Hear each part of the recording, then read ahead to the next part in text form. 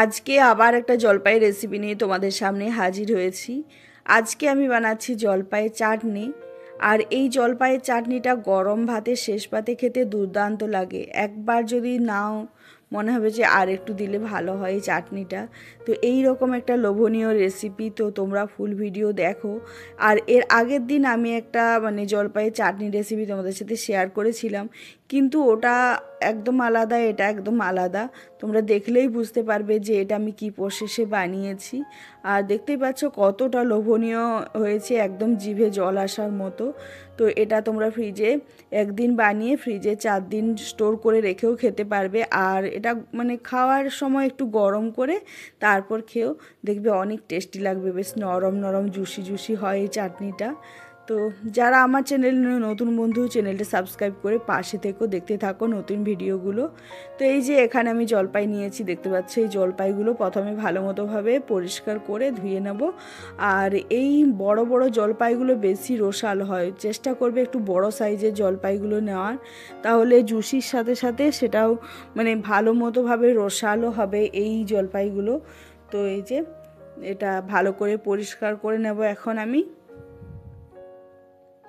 জলের মধ্যে রেখে হাতের সাহায্যে একটু ঘষে ঘষে ধুয়ে তারপর এখন একটা আলাদা জায়গায় নিয়ে নিয়েছি। আর একটা ছুরির সাহায্যে আমি এইরকমভাবে চারপাশ থেকে কেটে কেটে যে নরম অংশগুলো রয়েছে সবুজ, তো সেই অংশগুলো কেটে আমি আলাদা করে নিচ্ছি। এই রকমভাবে কাটটা করতে হবে, চার সাইডে কেটে এরকম ছোট ছোট টুকরো বানিয়ে নিতে হবে।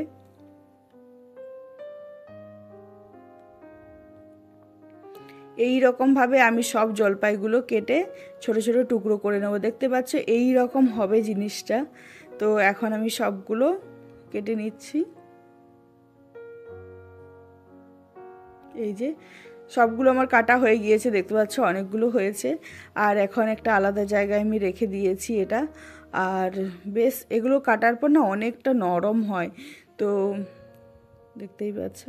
আর এখন আমি একটা মশলা বানাবো, যার জন্য কিছু গোটা মশলা নিয়েছি, যেমন গোটা জিরে, এটা হচ্ছে 5 ফোড়ন, সাথে রয়েছে সামান্য সর্ষে। এটা না ভাজা একটা মশলা বানাবো শুকনো খোলায়, তো যার জন্য এগুলো নিয়েছি। আর 2টো শুকনো লঙ্কা। তো এগুলো এই যে শুকনো খোলায় নিয়ে একটু যতক্ষণ না লাল লাল হয়ে আসছে ততক্ষণ ভালো মতোভাবে এটা ভেজে নিতে হবে।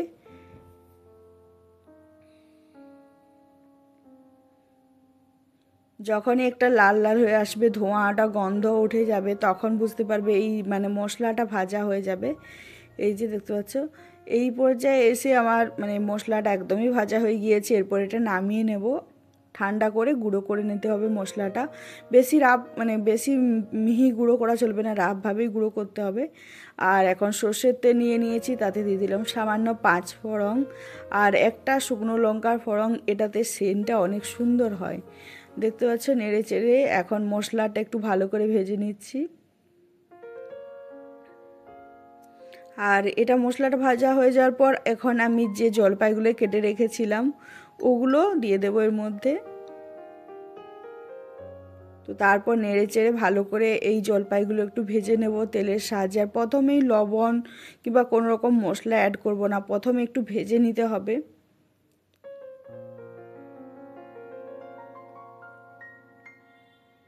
যখন দেখবে কালার চেঞ্জ হয়ে আসছে, একদম নরম হয়ে আসছে, তো সেই পর্যায়ে আমি মশলা অ্যাড করব। তো তার আগে ভেজে নিয়েছি। আর এখন সামান্য হলুদ আর এটা সামান্য জিরে গুঁড়ো, সব একদম কম পরিমাণ মশলা দিয়ে এই চাটনিটা বানাতে হবে।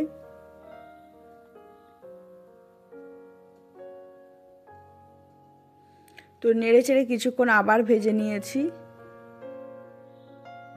দেখতেই পাচ্ছ তেলে দেওয়ার পর সাথে সাথে গলে যাচ্ছে। এটা না খুব নরম জাতীয় ফল, তো তার জন্য সিদ্ধ হতে বেশি সময় লাগে না। আর এখন লবণটা দিয়ে দিলাম।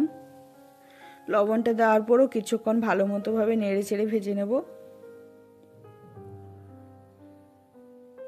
দেখতেই পাচ্ছ একদম নরম হয়ে এসছে, এটা সেদ্ধ সেদ্ধ হয়ে এসছে এইরকম মনে হবে।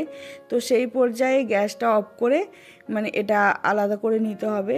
কড়াই থেকে আমি তুলে রেখে দেবো এখন। এটা একদমই নরম হয়ে গিয়েছে, এখন তুলে আমি রেখে দিয়েছি। আর এই কড়াইয়ে আমি 1 বাটি জল দিয়েছি। এই যে 1 বাটি জল এখানে দিয়ে দিলাম। তো তারপর একটু নেড়ে চেড়ে এর মধ্যে আমি দেব আখের গুড়। যেহেতু সব রকম মশলা এর মধ্যে রয়েছে, যার জন্য আমি আর এটা মানে কড়াইটা না ধুয়েই এখানেই মশলাটা মানে গুড়টা দিয়ে ফুটিয়ে নেব। আর গুড়টা ফোটানোর পর গুড়ের মধ্যে যদি কোনো নোংরা থাকে, তো সেই জন্য আমি এখন মানে একটা ছাঁকনির সাহায্যে এই যে গুড়ের যে জলটা আমি রেডি করেছিলাম ওটা ছেঁকে নিয়েছি, মানে যাতে কোনো নোংরা থাকলে ওটা বাদ দেওয়া যাবে সেই জন্য। তো তারপর কিছুক্ষণ এটা ভালো করে ফুটিয়ে নিতে হবে।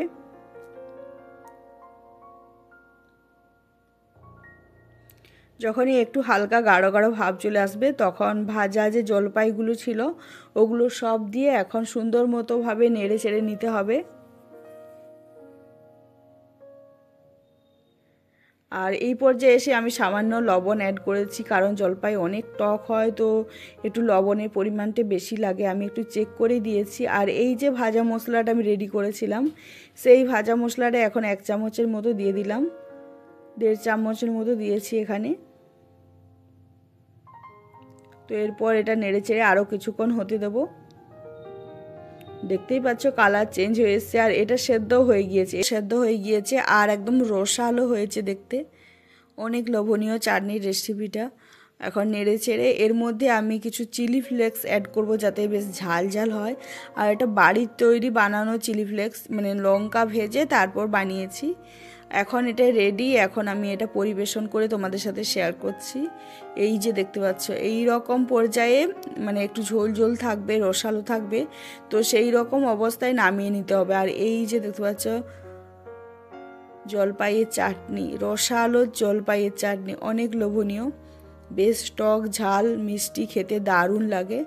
তো একবার তোমরাও এরকমভাবে বানিয়ে দেখো, অনেক লোভনীয় হয় রেসিপিটা। আশা করছি তোমাদেরও ভাল লাগবে। আর আমার রেসিপি, আমার ব্লগ যদি তোমাদের ভালো লেগে থাকে, চ্যানেলটা সাবস্ক্রাইব করে আমার পাশে থাকতে পারো।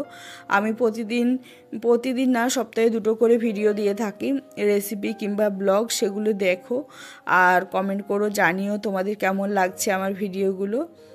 তো এই যে দেখতে পাচ্ছ এটা যত ঠান্ডা হবে গাঢ় হবে, আর এটা তোমরা 4 দিন ধরে ফ্রিজে স্টোর করে রেখেও খেতে পারবে, কিন্তু মানে এটা খাওয়ার আগে ফ্রিজ থেকে বার করে গরম করে তারপর খেয়েও অনেক টেস্টি লাগে। আর কেমন লাগলো আমার রেসিপিটা অবশ্যই কমেন্ট করে জানিও। আজকের মতো সবাইকে টাটা, সবাই